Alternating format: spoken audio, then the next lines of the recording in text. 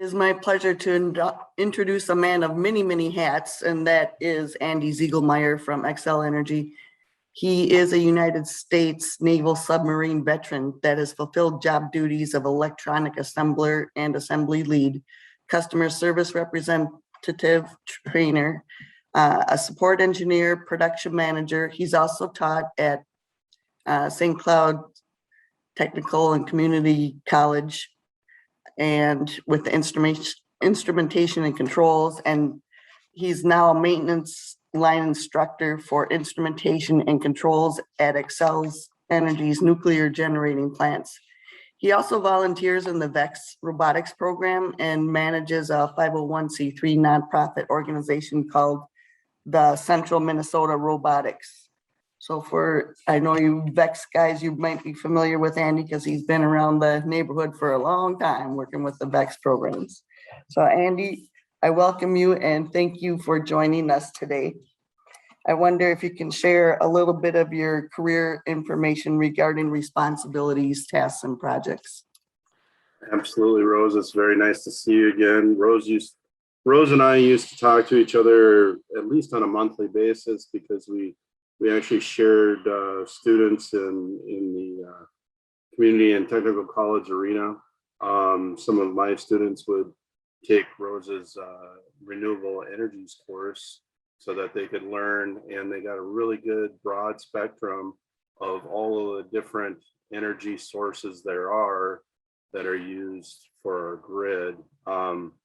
Currently, this is one of my days where I can actually work from home.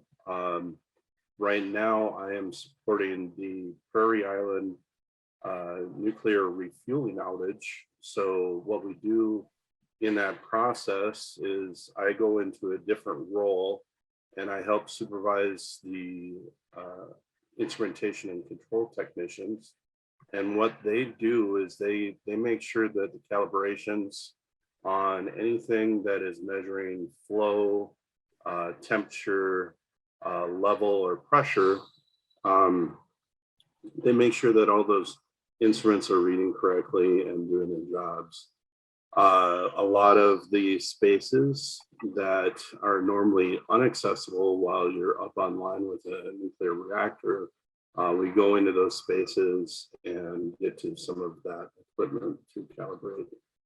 Meanwhile, the whole time, the operations group and Westinghouse and people like that are taking fuel bundles and moving them out of the reactor. For Prairie Island, they'll completely pull all the fuel out of the reactor and put it in a spent fuel pool. The whole time that they're doing all of that movement, all that fuel has to stay underwater, and that's your radiation boundary for heat. Then they store it, rearrange it, take a third of it and replace it with brand new fuel, goes back into, we call it the pot, goes back into the pot, and then the reactor comes back online and runs for another 2 years. Here lately, Xcel Energy has a total of 3 reactors, 2 at Prairie Island and 1 at Monticello.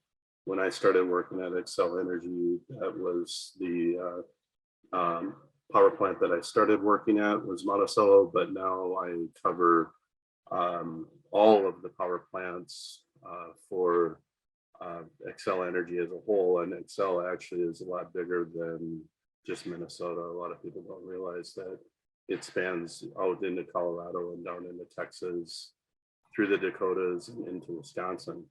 So as a company, though, we only have 3 reactors, and in that process, there's 2 different types of reactors: a boiling water reactor and a pressurized water reactor. The process of the reactor actually making steam in a pressurized water reactor doesn't make steam; it just makes heated water, goes through a steam generator and parallels that heat, and then that heat then goes out to a turbine to spin a turbine, turn in a generator then produces electricity. In a boiling water reactor, the steam right off of the boil of the reactor goes through the turbine. So the turbine is a high radiation area where at Monticello, whereas at Prairie Island, you can walk right next to the turbine and not have to worry about picking up any dose. I spent about 2 years of my life underwater for the Navy. So that's where I received my electronics training. And from there, for me, from an educational standpoint, most of my education has been on the job training type of instances.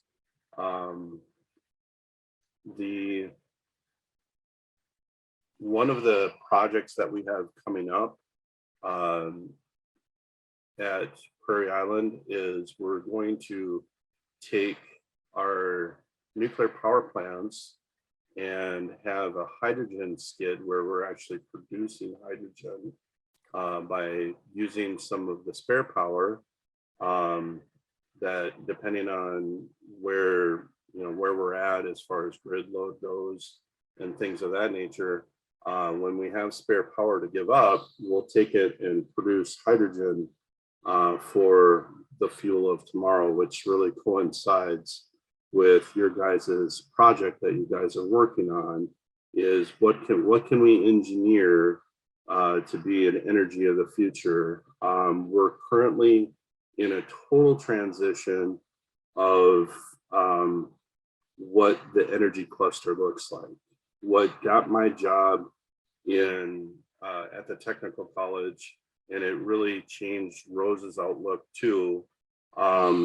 At the time where Rose and I's jobs really changed, and I came to the technical college, the ethanol production was huge down where Rose was at, along with wind turbines going up to be the energy of tomorrow.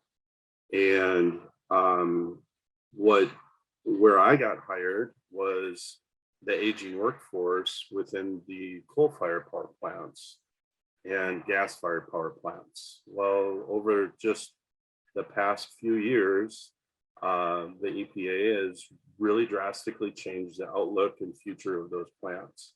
So we need you to grow up with the interest of having energy as a center force in your mind and come up with new resources that isn't even imaginable yet. All of the coal-fired power plants and all of the gas-fired power plants that are in the state of Minnesota will be closed down by 2050 for sure. Xcel Energy will no longer have a carbon footprint. On the commercials that you see, unfortunately, energy is extremely political because there is a lot of money in energy. So the politicians usually have it as one of their very high level things of interest and share their opinions and things of that nature. With President Biden, you hear him refer to wind energy quite a bit and solar, and with President Trump before him, you heard him talk a lot about saving coal jobs. I try my best 100% to stay as neutral as I can, and I definitely recommend for everyone to always get true source material of when it comes to the energy sector. When you're thinking about people having a lot of ties to money, unfortunately, a lot of people can be bought to say certain things. So always try to get true source information. Try to minimize biases and have an open thought process for sure. Because if you silo yourself and on your train of thought and really don't have an open agenda of what could be all the possibilities, you can blind yourself to a lot of variables that would make your solution of a project that you guys are working on 10 times better. So definitely have those recommendations for you. You see in our advertisements of Excel Energy, you'll see that the carbon-free movement, and the method that we're doing that is with wind, solar, and other. The other part is things like nuclear. They're carbon-free. They are a very green energy. The hydros and a lot of a lot of other power productions that we thought we would get a lot of renewable credits out of and things of that nature was taking a renewable fuel but burning it. So when it comes to actually taking a fuel that creates carbon when burnt, that's one of the bigger things that the EPA is heavily against. So that has really changed our whole outlook of where jobs are and things of that nature. Over the past 2 weeks, I've been to 4 Excel Energy power plants. In all 4 of those power plants, I had the opportunity to see students or graduates where I either was their teacher or instructor, or I mentored them after I finished the community college. So I do still stay active as far as guiding students that enter into programs at community and technical colleges and in the universities on pathways of what their job would potentially look like and things that they would leverage them to have a better chance of becoming employed with Excel Energy. Right now, there's about 30 of my coworkers that were either my graduates or mentees of me spending time with them after I had left the school.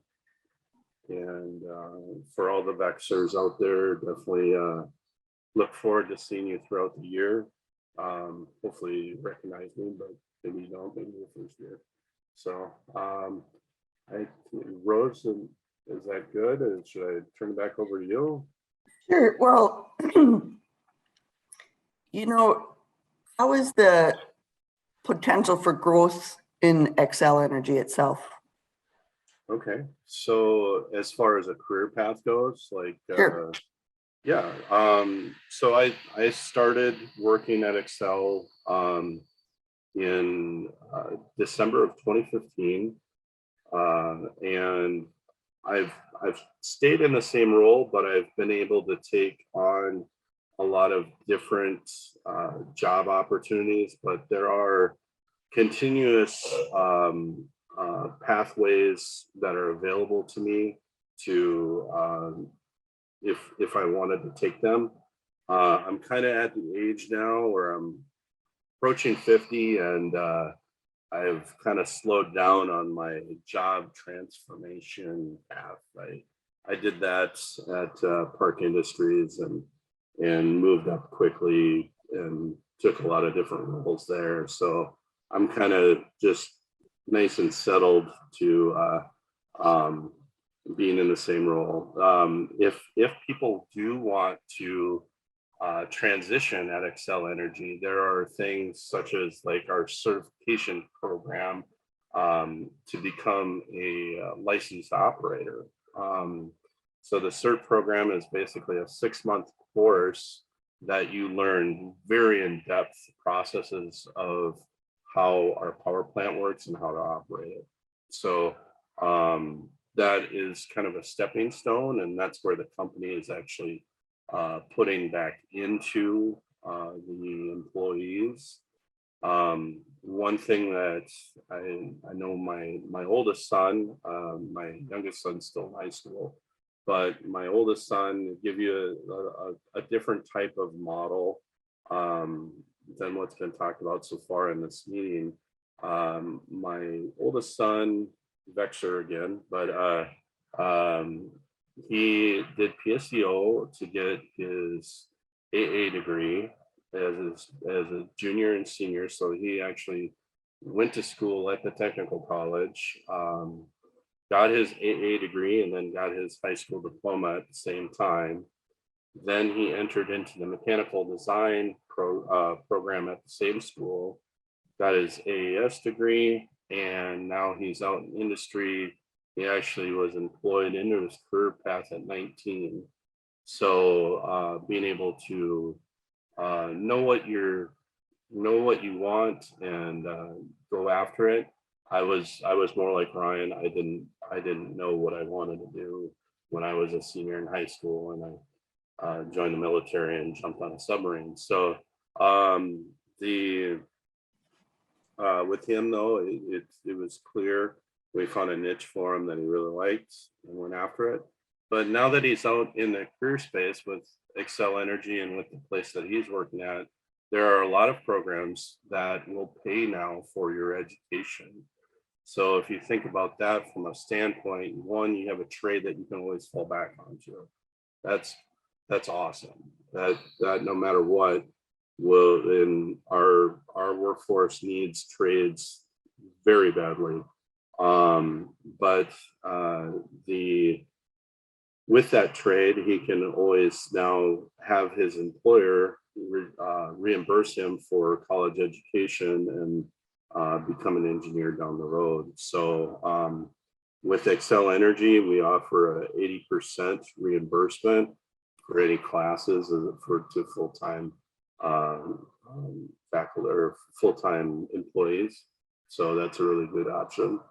Another thing that a lot of the graduates that are now my coworkers, a lot of them are going to different universities and going after a bachelor's degree and lending itself with the bill. So that way you stay debt free, and that's one of the more important things in our futures as Americans, being able to control our outlook financially. Well, that's great, Andy. Thank you so much for your information.